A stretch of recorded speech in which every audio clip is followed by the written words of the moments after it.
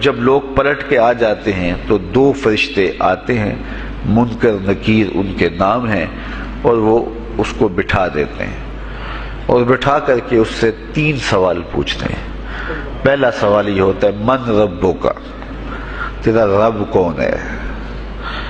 اب کوئی مانے یا نہ مانے، رب تو سب کا اللہ ہی ہے۔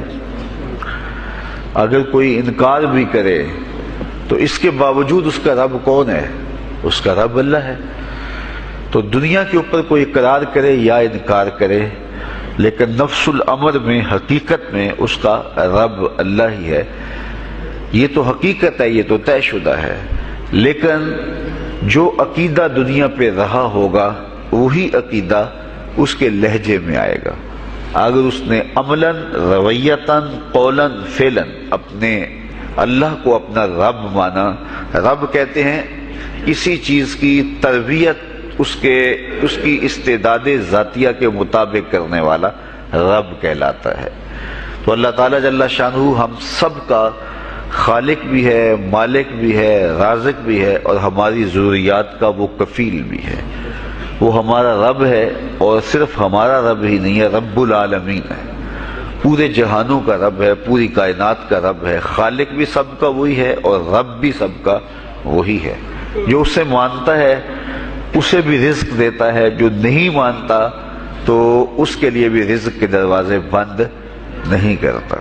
حضرت ابراہیم علیہ السلام کی عادت یہ تھی کہ جب تک کوئی مہمان نہیں آ جاتا تھا اتنی دیر تک کھانا نہیں کھاتے تھے۔ بھوک لگتی تو کوئی مہمان ڈھونڈتے تاکہ اس کے ساتھ بیٹھ کے کھانا کھاؤ۔ کھانا جتنا بھی مرغن اور جتنا بھی جو ہے وہ پرتکلف کیوں نہ ہو، اگر مہمان کے ساتھ کھایا جائے گا تو اس کا قیامت کے دن کوئی حساب نہیں ہوگا۔ تو مہمان کے ساتھ وہ کھانا کھایا کرتے تھے۔ مہمان اللہ کی رحمت ہوتا ہے۔ اچھا، وہ ایک دن مہمان ڈھونڈنے نکلے تو ایک بوڑھا شخص ملا تو اسے اپنے ساتھ گھر میں لے آئے، بٹھایا دسترخوان پہ۔ جب کھانے کا وقت آیا تو کہا کہ اللہ کے نام سے شروع کرو۔ اس نے کہا میں تو اللہ کا نام نہیں لوں گا، میں تو بتوں کا پجاری ہوں، بتوں کو پوجنے والا ہوں۔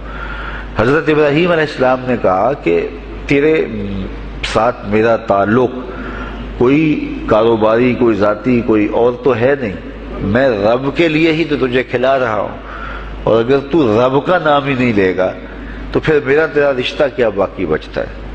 اس نے کہا میں چند لقموں کے لیے اپنے بتوں سے بے وفائی نہیں کر سکتا۔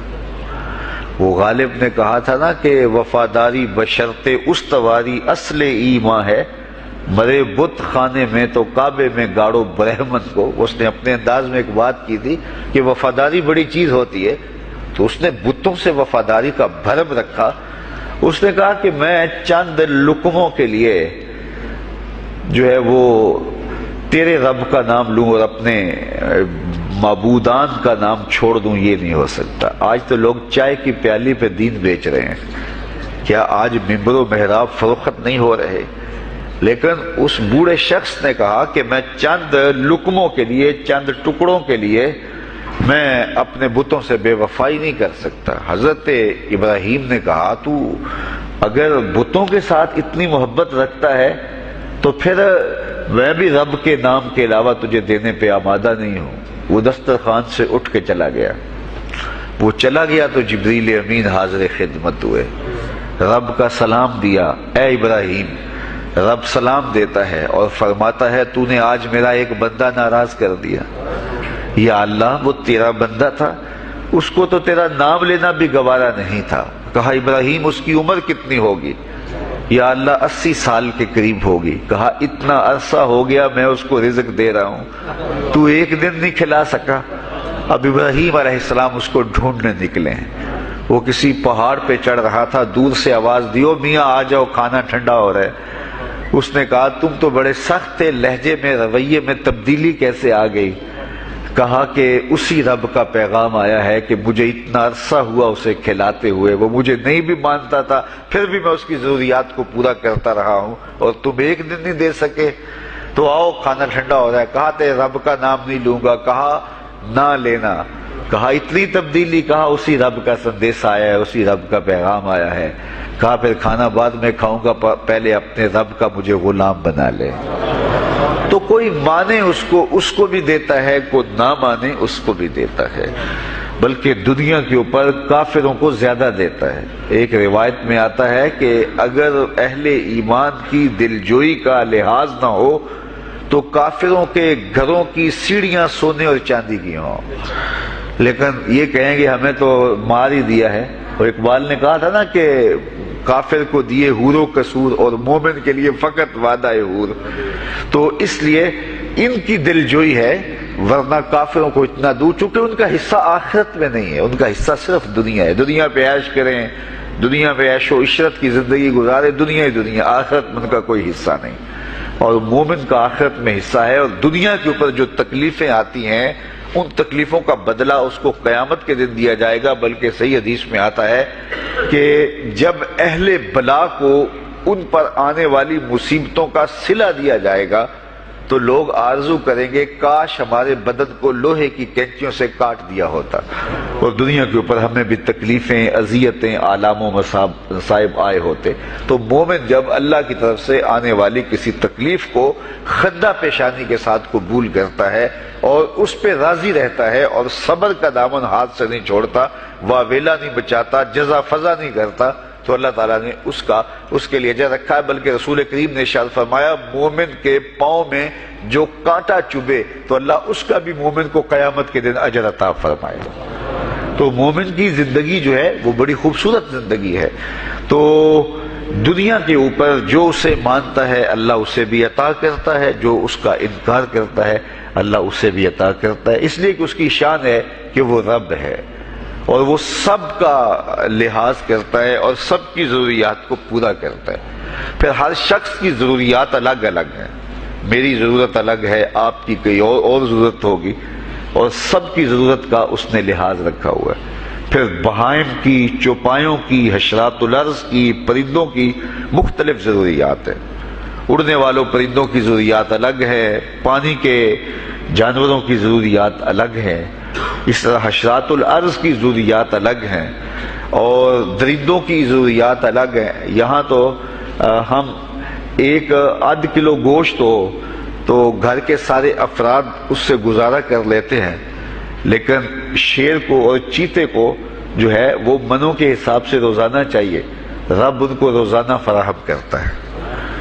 یہ پنساری کے پاس جائیں، اگر آپ کو ڈاکٹر یا حکیم لکھ دے کہ یہ آپ کو خالص سچے موتی چاہیے، اس کی کوئی چیز آپ کو بنا کے دیں گے تو آپ ہزاروں لاکھوں روپے خرچ کرتے ہیں، پھر بھی بعض کا اعتماد نہیں ہوتا کہ یہ بالکل 1 نمبر ہیں یا 2 نمبر.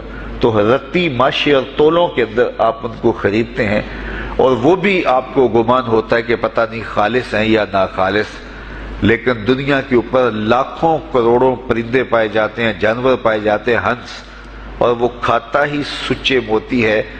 صبح کو بھی، شام کو بھی، دوپہر کو بھی اللہ سب کو پیٹ بھر کے کھانے کے لیے عطا فرماتا ہے. تو جس کی جو ضرورت ہے وہ رب ہے، اس ضرورت کو پورا کرتا ہے. تو ہم اگر اللہ تعالیٰ کو رب مان لیں حقیقی معنوں کے اندر تو ہماری زندگی کی پریشانیاں، ہماری زندگی کے دکھ مٹ جاتے ہیں. مصیبتیں اس وقت آتی ہیں اور اس وقت پریشانی لگی رہتی ہے، دھڑکا لگا رہتا ہے کہ جب انسان جو ہے وہ سمجھتا ہے کہ میں ہی جو ہے وہ کچھ کرنے والا ہوں. وَمَا مِن دَابَّةٍ فِي الْأَرْضِ إِلَّا عَلَى اللَّهِ رِزْقُهَا، زمین پر چلنے والی، رینگنے والی کوئی چیز نہیں جس کا رزق اللہ کے ذمہ کرم پہ نہ ہو. تو جب انسان اس عقیدے کو اپنی روح میں، اپنے باطن میں اتار لیتا ہے تو پھر اس کی زندگی سوکھی ہو جاتی ہے کہ وہ میرا خالق بھی ہے اور وہ میرا رب بھی ہے. اور یہ یقین انسان کی زندگی کے اندر اعتماد، روشنیاں اور توکل بھر دیتا ہے. بلکہ ایک حدیث میں آیا کہ جس طرح توکل کرنے کا حق ہے اگر وہ تم ادا کرو تو اللہ تمہیں ایسے رزق عطا فرمائے جس طرح پرندوں کو عطا فرماتا ہے. وہ جب صبح نکلتے ہیں تو ان کے پیٹ خالی ہوتے ہیں اور انہیں پتہ نہیں ہوتا کہ کہاں سے رزق مل رہا ہے، اور جب وہ شام کو آتے ہیں تو ان کا پیٹ بھرا ہوا ہوتا ہے. بند توکل، پنچھی اڑ دے خرچ نہ پلے زیرا ہو. سلطان باہو فرماتے ہیں کہ انہیں کوئی نہیں پتا ہوتا کہ فلاں جگہ پہ جانا ہے، لیکن کبھی ایسا نہیں ہوا کہ وہ بھوک سے مر گئے ہوں اور انہیں کچھ ملا نہ ہو، تو وہ خالی پیٹ کبھی نہیں آتے، وہ اللہ تعالیٰ ان کو رزق نصیب فرماتا ہے، وہ سب کا رب ہے۔ تو اگر ہم اپنے رویے سے، اپنے عمل سے، اپنے عقیدے سے واقعی اللہ کو رب مانتے ہیں، تو پھر قبر میں جب سوال ہوگا من ربوں کا، تیرا رب کون ہے، تو پھر کبھی بھی جواب دیتے جھجک محسوس نہیں ہوگی۔ بندہ عرض کرے گا رب اللہ، میرا رب اللہ ہے اور میں اسی کو اپنا رب مانتا ہوں، میری ضروریات کی کفالت بھی اسی کے ذمہ کرم پہ، اور میرا تیقن، میرا یقین کہ وہ میرا رب ہے۔ یہ پہلا سوال ہوگا۔ دوسرا سوال قبر میں ہوگا، اور وہ یہ ہوگا کہ ما دینوں کا، تیرا دین کون سا ہے؟ مختلف ادیان دنیا کے اوپر موجود ہیں، لیکن اسلام کے بعد اب کسی اور دین کو قبول نہیں کیا جائے گا۔ ارشاد فرمایا کہ اللہ تعالیٰ اسلام کے علاوہ کسی اور دین کو قبول نہیں کرے گا۔ تو یہ اگر میں اپنے عمل سے، اپنے رویے سے، اپنے طرز زندگی سے، اپنے انداز معاشرت سے اسلام کو اپنے اوپر غالب کر لیا، تو پھر قبر میں جواب دیتے ہوئے کوئی جھجک محسوس نہیں ہوگی۔ بندہ عرض کرے گا کہ دینی الاسلام، میرا دین اسلام ہے، میرا طرز زندگی، میرا انداز معاشرت، میرا سبھی کچھ اسلام کی مطابقت میں تھا، اور میں اسی کو اپنا دین مانتا ہوں، صرف زبان سے نہیں، اپنے رویے سے بھی، اپنے طرز زندگی سے بھی، اپنے انداز معاشرت سے بھی۔ تو یہ جو ہم اسلام کے دائرے میں داخل ہوتے ہیں اور ہم اپنے دین کو اسلام قرار دیتے ہیں، تو دین انسان کی زندگی کے تمام شعبوں پر حاوی ہوتا ہے، اور اس کا طرز زندگی، اس کا انداز معاشرت اس کی مطابقت میں ہونا چاہیے۔ تو قبر میں یہ سوال پوچھا جائے گا کہ تیرا دین کیا ہے، باوجود کہ اللہ تعالیٰ جل شانہ کو پتہ ہے کہ اس کا دین کیا تھا، اللہ کو پتہ ہے کہ یہ کس کو رب مانتا تھا، لیکن قبر میں یہ سارا سلسلہ ہوگا، اور صحیح احادیث کے اندر ان سوالوں کا تذکر آیا ہے کہ یہ سوال پوچھے جائیں گے کہ تیرا دین کیا ہے۔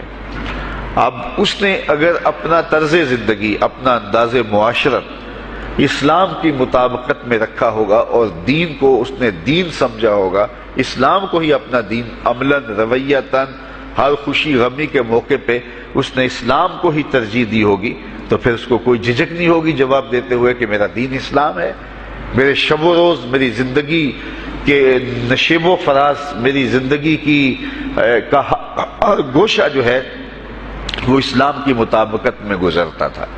تو پھر وہ سیدھا سیدھا جواب دے گا دینی الاسلام۔ اس لیے ہمیں اس سوال کی تیاری بھی کرنی چاہیے کہ ہماری نجی زندگی ہو یا ہماری اجتماعی زندگی ہو، ہماری گھریلو زندگی ہو یا ہماری معاشرتی زندگی ہو، ہماری ذاتی زندگی ہو یا ہماری سیاسی زندگی ہو، ہماری جس طرح کی بھی زندگی کے جو بھی شعبہ جات ہیں، سب میں ہم دین کو غالب کریں۔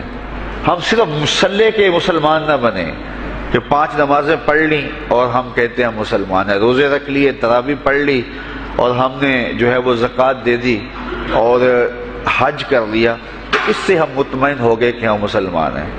اسلام ایک مکمل اور اکمل اور کامل ضابطۂ حیات ہے، اپنے ماننے والوں کو زندگی گزارنے کا پورا اسلوب اور مکمل کامل رہنمائی دیتا ہے۔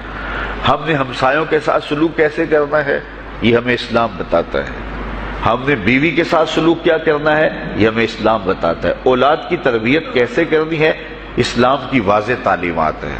ہم نے سفر کرنا ہے تو انداز سفر کیا ہونا چاہیے، اسلام نے ہمیں بتایا۔ کاروبار کرنا ہے تو ہم جو ہے وہ کیا کاروبار کو مارکیٹ سے سیکھیں گے یا اللہ اس کے رسول سے سیکھیں گے، تو ہمیں اللہ اس کے رسول نے واضح 2 ٹوک اور سیدھے سیدھے احکام دیے ہیں کہ تم جب کاروبار کرو تو تم جو ہے وہ اس انداز کے ساتھ کاروبار کرو، کم نہیں تولنا، کم نہیں ناپنا، جھوٹی قسم نہیں کھانی، سود نہیں لینا۔ تو یہ ساری چیزیں، ملاوٹ نہیں کرنا، ایک ایک چیز جو ہے وہ اسلام نے ہمیں فراہم کی ہوئی ہے۔ تو پورا دین جو ہے جب ہم اختیار کریں گے، ہمارے رویے، ہمارا طرز زندگی، ہمارا انداز معاشرت جب دین اسلام کے مطابق ہوگا، تو قبر میں اس سوال کا جواب دینا ہمارے لیے کوئی مشکل نہیں ہوگا۔ اور اگر ہمارا طرز زندگی کچھ اور طرح کا ہوگا تو کیا صرف یہ کہہ دے کہ ہم مسلمان ہیں؟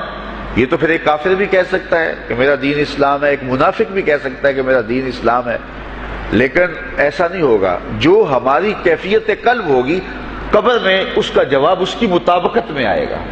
وہاں یہ دنیا کے معاملے یا دنیا کی یادداشتیں نہیں ہوگی، وہاں کیفیت قلب کے مطابق جواب دیا جائے گا۔ یہ کافر جواب نہیں دے سکے گا کہ میرا رب اللہ ہے، کیونکہ وہ عمل سے، رویے سے اس کو اپنا رب نہیں مانتا ہے، تو حقیقتاً تو اس کا رب اللہ ہے، لیکن وہ یہ جواب نہیں دے پائے گا۔ اسی طرح جو شخص اپنے طرز زندگی کے اندر اسلام کو داخل نہیں کر چکا ہے اور اسلام کو اس نے اپنا ہادی رہنما نہیں بنایا ہے، تو وہ قبر میں اس سوال کا جواب کیسے دے سکے گا کہ میرا دین اسلام ہے، چونکہ اس کا رویہ، اس کا طرز زندگی اور اس کا انداز معاشرت ایسا نہیں رہا ہوگا۔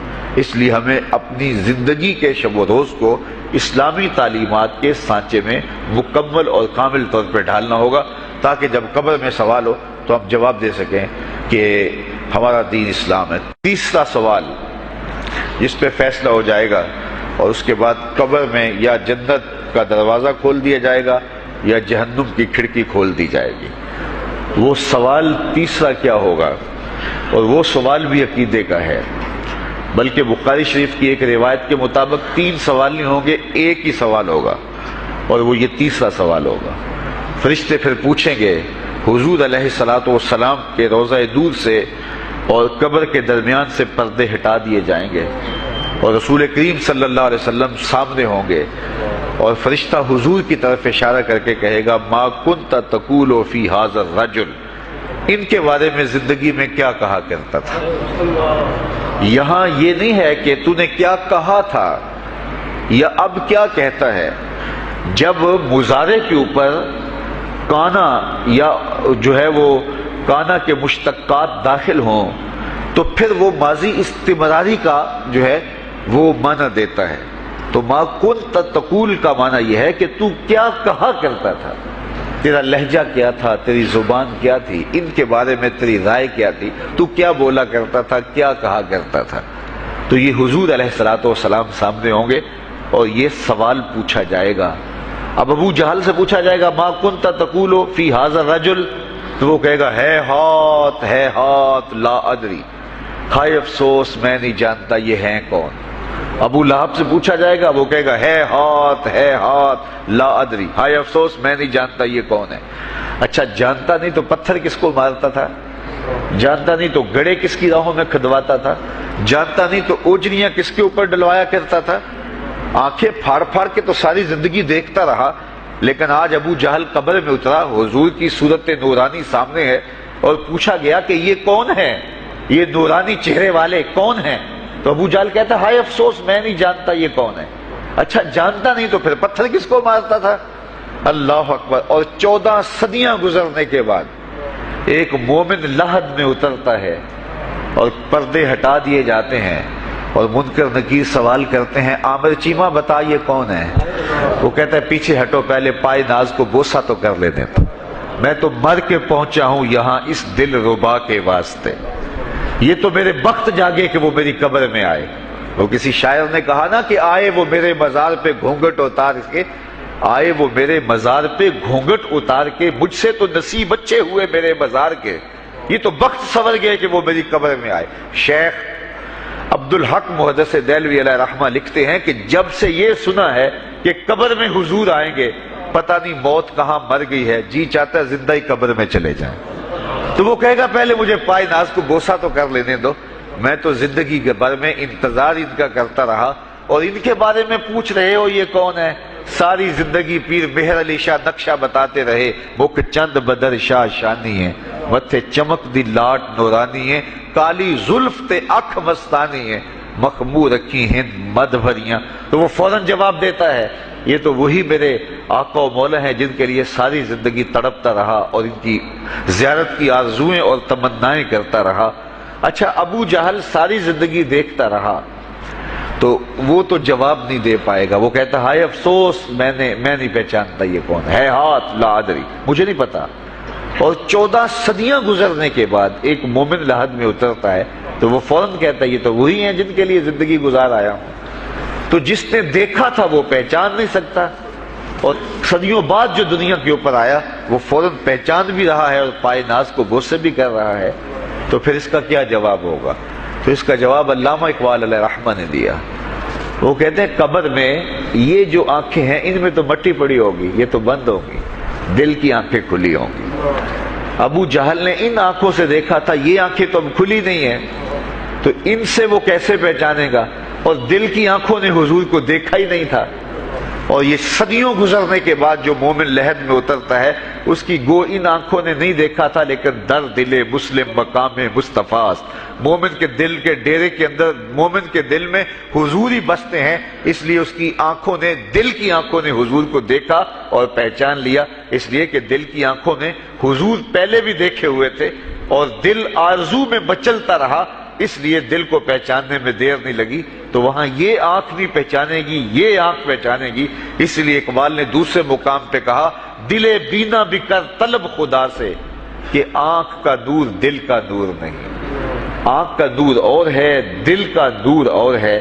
تو اگر کوئی شخص دنیا کے اوپر دل کے نور سے بے بہرا رہا، قیامت کے دن یہ آنکھیں اسے فائدہ نہیں دے گی، بلکہ اللہ تعالیٰ نے خود قرآن مجید میں ایک مقام پہ فرمایا من کان فی ہذہ اعمی فہو فی الآخرۃ اعمی واضل سبیلا، جو اس دنیا میں اندھا رہا کل قیامت کے دن بھی نابینا اٹھایا جائے گا۔ اس سے ان آنکھوں کی بے نوری قطعاً مراد نہیں، کسی مفسر نے نہیں لکھا، بلکہ وہ تو واضح حدیث میں آتا ہے جو دنیا میں ان دو محبوب چیزوں سے آزمایا گیا، اللہ تعالیٰ قیامت کے دن اسے صلہ عطا فرمائے گا۔